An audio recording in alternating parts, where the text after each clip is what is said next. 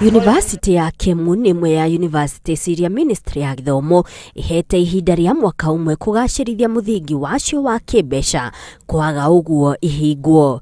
Riu thukuru uyu urauga uri mutaratara-ini wigwete wa kuiganania mathabu maguo na ati ni uhotete kuriha mamwe ma mathiri. We want to categorically say here that we have been remitting since July 2017. We have religiously remitted the KRA dues, the pension dues, and any other dues that are due, statutory deductions that are due.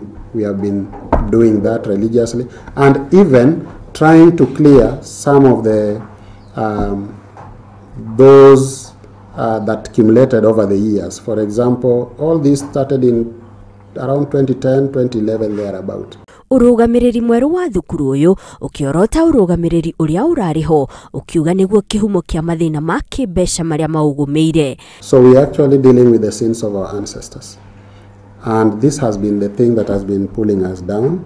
We have reduced our expenditures, we have closed some of our campuses, and we are only remaining with this campus, which is the main campus, Nakuru campus, Mombasa campus, and our mighty Nairobi campus.